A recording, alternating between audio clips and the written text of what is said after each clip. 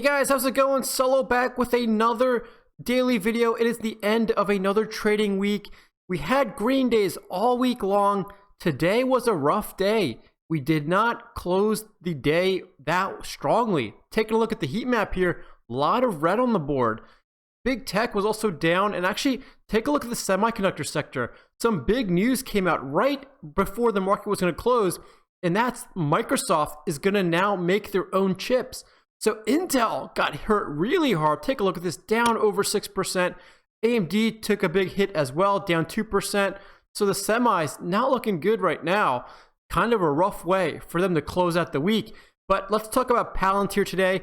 It was requested by one of our Discord members, and we take a look at Palantir. We haven't looked at it for about 3 days now, and let's see what we're up to. Let's see if my predictions have been correct. We'll take a look at the Robinhood graph. We'll take a look at some pretty negative news articles that came out today on Palantir. We'll do technical analysis updates like we always do, and then we'll finalize the video with looking at the option flow data to see what the big money, what the institutional investors were doing today. Let's get right into it. So here's the Robinhood graph on Palantir. You can see just been red all day long. Did have a little bit of a rally early in the morning. I mean, pre-market, it was down as much as 4.7%, rallied right before the market opened to being only down 3%, had another rally within the first 10 minutes of the market being open, sold it all off. We pretty much were choppy and just kind of melted off all day long. Like I said, we closed the day down just about 4.5%. We're down another 0.2% as I'm making this video after hours. So overall, rough day on Palantir.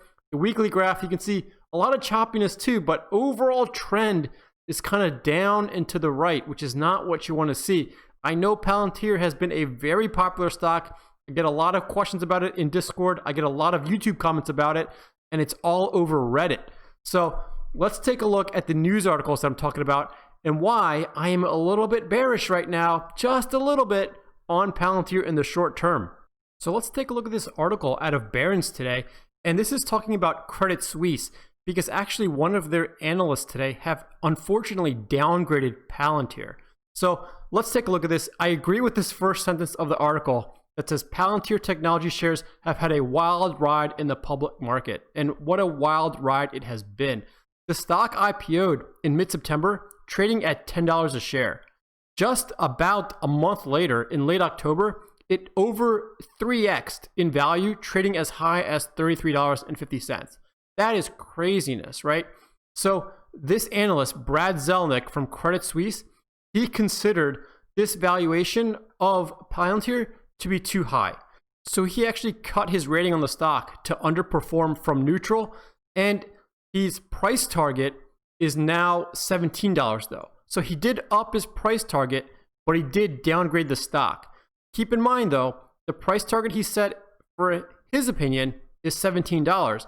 The stock is currently trading just shy of $26, okay?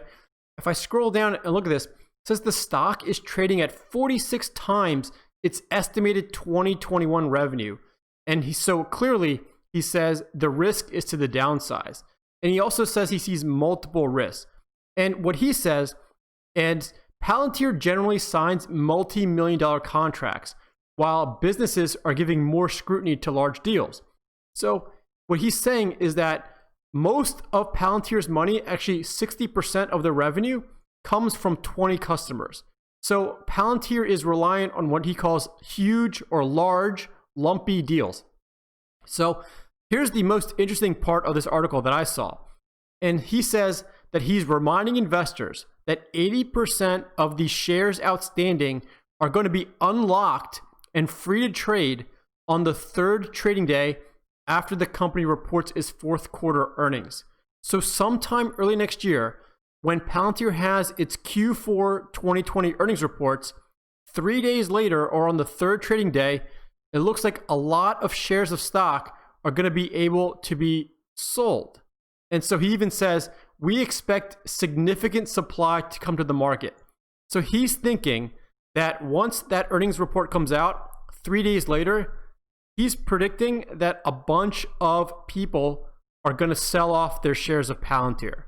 So I don't have any shares of Palantir. I have never traded Palantir in terms of options or stocks, but this is something to keep in mind because you don't want to be the one holding the bag when a ton of shares all of a sudden get unloaded early next year. There's another article that I saw. So this is Investors Business Daily, and this is talking about the same thing, how Credit Suisse analyst Brad Zelnick cut his rating on Palantir to underperform, although he did raise his price target to 17 from 13. And this article is just basically a rehash of that previous article that I showed you. They're all basing their writings off the same notes. And he says the same thing. 80% of shares outstanding will be free to trade on the third trading day after fourth quarter results. And Palantir, in case you're not aware, sells data analytics software primarily to US government agencies. And recently, they won a large contract from the FDA. And again, they say 20 customers account for 60% of the revenue. So it looks like the software maker or Palantir is also looking to expand into healthcare, energy, and manufacturing sectors. I also saw an article a few days ago that said that states are going to be using Palantir in order to, I guess, do the logistics or plan out the rollout of the illness vaccine. So stay tuned for that. Let's take a look at the TradingView graph on Palantir to see what the TA shows us. So here's TradingView. If you're new to the channel, each candle represents 1 day of trading. I like to do my TA on daily candles. This pink line represents the 50-day moving average. The orange line represents the 21-day moving average. And we have the RSI here. Here's some leftover TA from 3 days ago.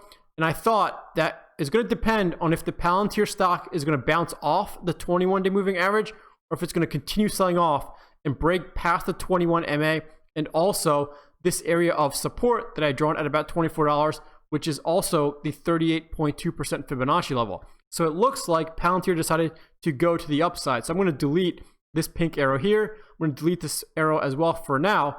And it looks like we're kind of riding this wave of the 21-day moving average. We haven't really touched it, but we are getting a little bit close to it intraday. So I am expecting Palantir to still kind of ride this wave. It's going to be interesting to see how Palantir opens up Monday because I think the trading range right now is going to be between about the 21 MA, which is going to be around $25 or about mid $25 to a resistance of about $28. That's where the 23.6% Fibonacci level is, and also where I've identified an area of support just a few pennies above that. I don't think I can add in any new areas of support or resistance right now. Maybe there's an area of support right here at about $25, mid 25, because two of these candles recently bottomed out there, and actually this candle bottomed out back on December 1st. Looks like today's intraday low, if I zoom in here, kind of got close to that area of support. And it's also right where the 21-day moving average is. Come Monday, these two are probably going to intersect. So this might hold up as support. What I'm going to predict in the short term is that we either trade flat or have a little bit of a green run up until about $27, $28. Right now, like I said, we're at 26. It looks like Palantir is actually consolidating. If I want to draw some trend lines, maybe I could draw something like this.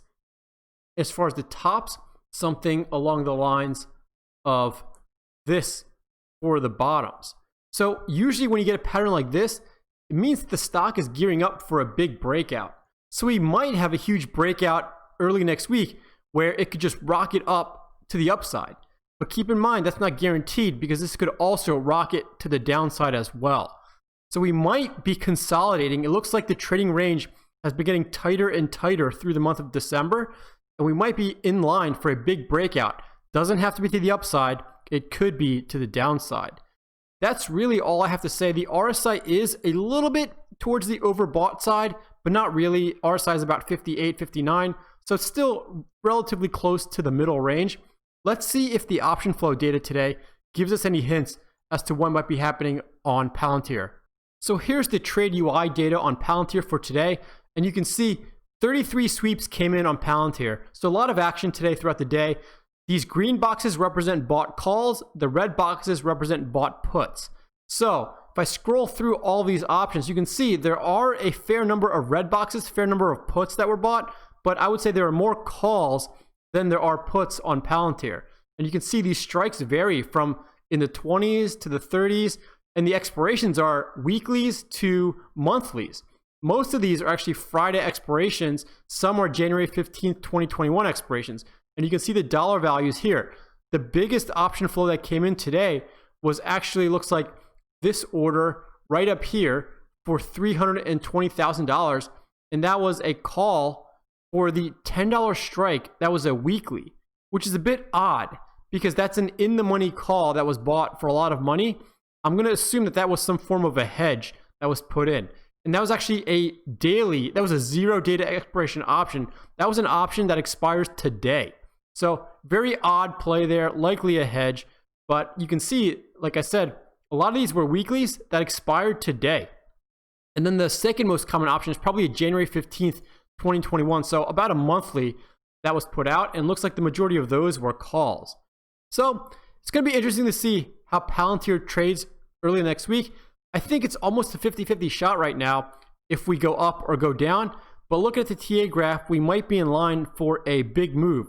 So if you have shares and you're bullish on the stock, you might get a huge payday, or you might end up bag holding. If you have options, be careful depending on whether you're playing the put side or the call side. If you have an iron condor, you might get blown out of the water if it goes past one of your sides. So let me know what you think about Palantir. Let me know if you agree or disagree. As always, if you have any questions or comments, leave them below. Make sure you join our Discord server. You're missing out on some fantastic people and some fantastic information if you're not in there already. Follow me on Twitter, follow me on Instagram, follow me on Reddit. As always, have a good weekend and happy trading.